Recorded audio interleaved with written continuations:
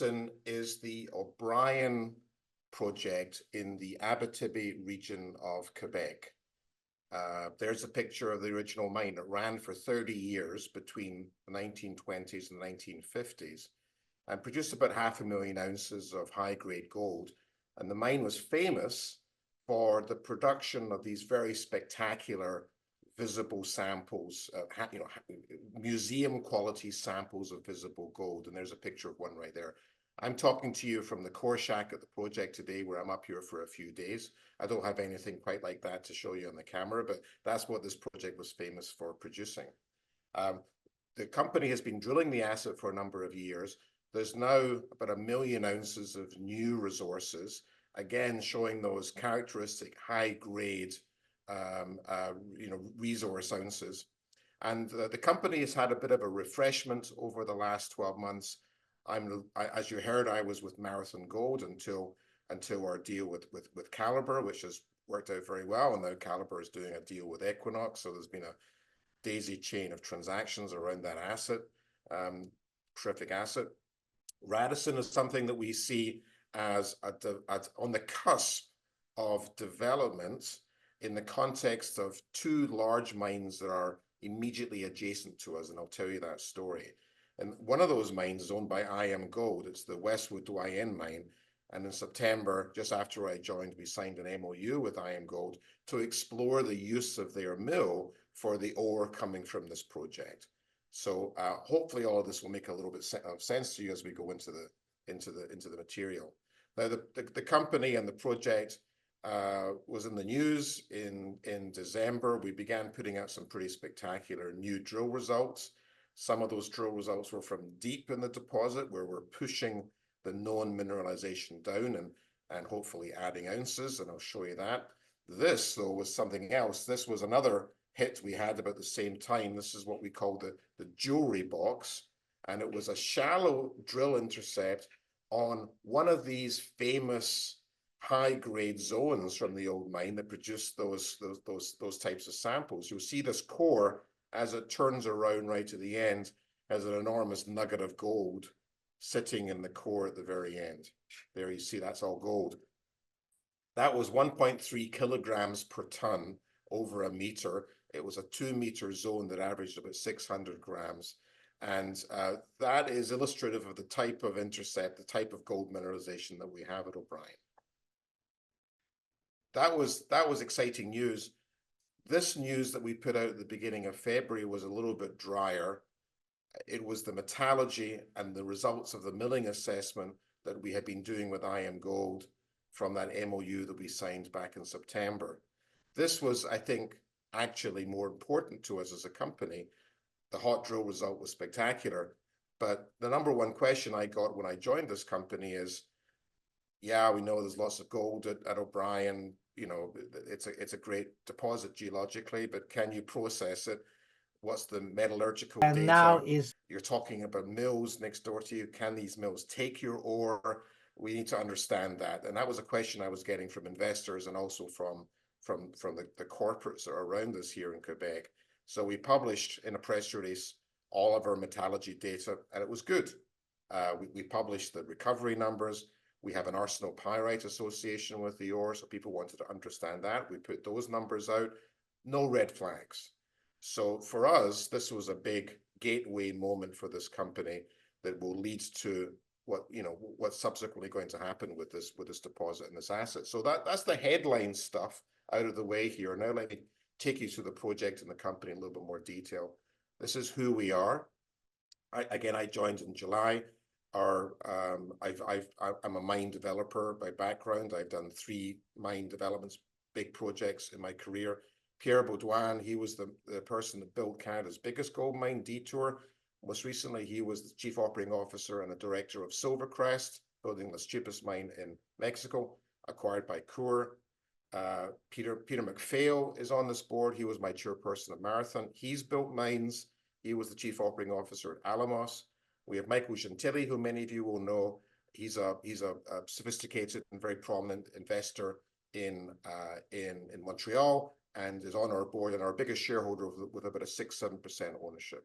So not enough time to take you through the rest of the names here, but this is a blue chip team for Radisson on the O'Brien project. Okay, so this is where we are. Here's the Quebec Abitibi, Rouyn-Noranda in the west, Val-d'Or in the east. Tens of millions of ounces of gold production over the years from this belt. We are just outside the town of Cadillac, in between the two major population centers. The red areas are hub and spoke areas where you have an existing mill that's perhaps been there for decades, around which you've had a succession of mines and ore bodies processed through that mill, creating that hub and spoke tradition. Very traditional way of developing mines within the Abitibi. We are aspiring to be the next spoke in one of these hub and spokes, and the one that we're focused on is Doyen Westwood to the west of us. But you've got La Ronde with Agnico Eagle, you've got Canadian Malartic with Agnico Eagle. They've just bought O3 to go into that mill. You've got the Sigma Lamaque hub and spoke arrangement with Eldorado. You've also got Kina here with Wesdome. So lots of activity, lots of head frames in Quebec Abitibi. This is what the site looks like. There's the original site for the mine. Most of the buildings now been taken away. There's the original tailings facility for the old mine, fully reclaimed at this stage. The exploration is new and adjacent to the old mine. I'll show you that. There's La Ronde in the background, Agnico Eagle's mothership mine. There's Doyen Westwood on the top left. La Ronde is 7 kilometers away. Doyen Westwood is 21 kilometers away. There's the highway. There's the power line. So you get a sense of how close everything is here. And that gives you all the benefits of infrastructure: people, power, roads, equipment, consumables, supplies. Everything's available to you immediately in the Abitibi. Here's the land position. Our project's at the top of our claim position there beside the town of Cadillac, but you see again how close La Ronde is, how close Westwood Doyen is. And when you see it geologically, you're now looking at our resource. There you see the old mine, the green stopes of the old mine going down. It went down to about 1 kilometer deep. We're on a structure here, the Cadillac Lardle Lake Break. Our mineralization is in high grade but relatively narrow quartz sulfide veins that have good continuity east and west of the old mine. And so we have about 5 kilometers. Most of that 1 million ounces of new resource is in the eastern side of the old mine. And this is colored by grade. Everything above yellow is above 3 grams. When you get up to the purples, you're above 10 grams. Lots of high grade here. When you show that in the context of the resource, indicated, inferred resources, the formal statement of what we have, you've got about half and half indicated and inferred. You see the indicated is about 10 grams grade. The inferred resource is about 8.5 grams here grade. So this is, at $3,000 gold, this is very valuable rock, let me tell you. And where is this, as explorationists, where is this going? Our day job for this deposit is drilling and drill results and growing it. I'll talk about the bigger picture, which is mills and development, but the day job is the drilling. So this is a good way to communicate where we think this is going. That's the existing resource. This is in a long section. Now you're looking towards the north. There's the old mine going down to 1 kilometer. There's most of the resources, the yellow on the eastern side. That 1 million ounces, 75% of it is above 600 meters. All of it's above 900 meters. If you just drop what we have down to 2 kilometers depth, and you take the ounces per vertical meter and extend that down, you get 3 million. So as explorationists, is there 3 million there? Is the mineralization continuing down? So the drilling we're doing right now, 22,000 meters fully funded for this year, and the press releases that we put out are focused on big, brave step outs of several hundred meters below the old mine, below the existing resources, looking, high risk drilling, but looking for mineralization at big depth step outs going down, and we're having success. Here are 7 holes that we drilled in the fall. We released these October, November, December, and we're hitting high grade mineralization in almost all the holes. 6 of the 7 holes here hit. That hole you see, if you can see my cursor, this hole here was a 1,500 meter hole below the old mine. In 70 years, since this mine stopped producing gold, nobody had drilled below the old mine, believe it or not. And it stopped at 1 kilometer. We can mine now down to 2 kilometers quite easily here. So that hole was a high-risk hole, but it hit 31 grams over 8 meters. And other holes have done similarly well. So proof of concept, the mineralization is continuing down. The 3 million ounce target is viable. And the green boxes tell you where we're going to be drilling this year. It's mostly chasing the stuff down to bring out the size attributes of the deposit with success. And for the geologists in the audience, continuity is really important. Here are cross sections. The yellow to purple zones are the new resource. You see that we had drilling below the new resource there, 170 meters down. We hit in the right place. The geology is continuing down. On the right, you've got a section through the old mine. There's that deep drill hole, 1,500 meters below the old mine. It hit exactly where it was expected to hit, the 31 grams over 8 meters. So, this deposit geologically is behaving itself. This is the hot 1.3 kilograms per ton. So where was that? That wasn't deep, that was shallow. That pencil-shaped stope in the old mine is called the jewelry box stope. Why would you mine something that shape? It's a pencil. Because we think it was the source of all these super high-grade museum quality samples. We think, and why was it a pencil? Well, it could have been 2 vein systems intersecting 2 planes giving you a line, and that line went for 500 meters in the old mine. But they lost it in the top 200 meters below surface. They tried to find it, they drifted over, they couldn't find it. So we were coming with our drilling east to west, and we hit what we think is that zone, 2 meters wide, super high grade. So now that red area is we're searching for it this year with our drilling. It's going to be hard to hit it because we're talking about a 2 meter wide pencil and we're using lines to try and find it. But it's a significantly hot zone, and it likely comes to the surface. So again, this is a real fun thing to have as part of the story here. It's illustrating the extremely high grade, localized nature of the mineralization in this deposit, something that the old miners enjoyed. Okay, now to finish this off, I want to talk about the bigger picture. It starts off with the ore. Here's what our ore looks like. High strain, lots of free gold, pyrite, arsenopyrite, and the brownish color is a biotite alteration. So we wanted to know, how do we process that? We've got mills adjacent to us. Our ore is probably going to go into one of those mills. We don't see this as a standalone mine. We don't want to build an expensive big operation here with its own mill, with its own tailings facility. It's going to go into one of these hub and spokes. And so the starting point is, how do we process that ore? We did this MOU with IAMGOLD in September, focused on their mill. We hired Osenko, we hired others to put together the analysis, and it works. 90% recovery using a flotation system, which the Doyen mill can do. There's the Doyen mill again, 21 kilometers on the highway away from our project, and no red flags in doing this. So now what are we doing? Well, now that we know that this ore works in this adjacent mill, we have this MOU, we have this ongoing discussion with IAMGOLD.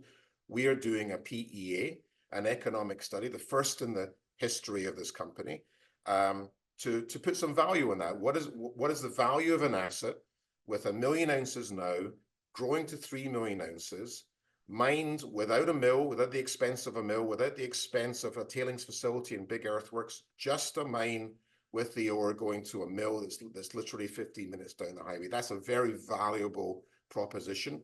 We're doing the work now to show the market the value of that. And the drilling is going on all the time, fully funded for that program this year, putting drill results out every few weeks. The stock price has responded well. We've had a good 9 months in terms of that. And I think the market is beginning to understand what we have here. 3 rigs currently active doing that drilling, and there's our thinking around the PEA. Everybody's hired and that work is well advanced. And doing the professional environmental assessment work, the permitting, background work, the data collection, the community consultation and support of this being a future mine development. But 111 million market cap, $9 million in the bank at the beginning of the year. We raised capital in October, well financed for everything we're doing this year. good, stable institutional shareholder base, and you know, I think a well-received story. And Tony, that's the story. Thanks very much. Yeah, thank you, Matt, for your insights. Great. Let's dive into the Q&A session. Yeah. First is that you just joined the company last year. So did you approach the project differently than the previous management team? So I was coming off a mine build. You know, we had grown, permitted, financed, and started the construction for Valentine. And we were acquired. Marathon was acquired by Calibre, and I was on the Calibre board for about 3 months, came off in the spring. I knew a lot of the people involved in this project already. Michael Gentili had been an investor in Marathon. Pierre Baudouin, I knew. I was approached about this. And how I see this project, I think the previous management has seen it as an exploration project. Let's raise some money, let's drill, let's get some good drill results, and let's do it again. And that's been very good work. But now at 1 million ounces, that supports about a 10-year mine plan. We think it will do about, you know, somewhere between 70,000 and 80,000 ounces at 1,000 tons a day for about 10 years. Earlier in my career, about 20 years ago, I was working with the Agnico Eagle guys. I was running a diamond subsidiary company they had called Contact Diamond. And I'd been hired by Sean Boyd and the team and Jim Nasso, the chairman of Agnico, and I was running this little subsidiary. And I was in their offices for about 3 years. All of those guys were cross-appointed into my little sub. And I was there when Agnico went from a 1 mine to a 5 mine company. One of those mines was Lapa. Lapa is down the road from O'Brien.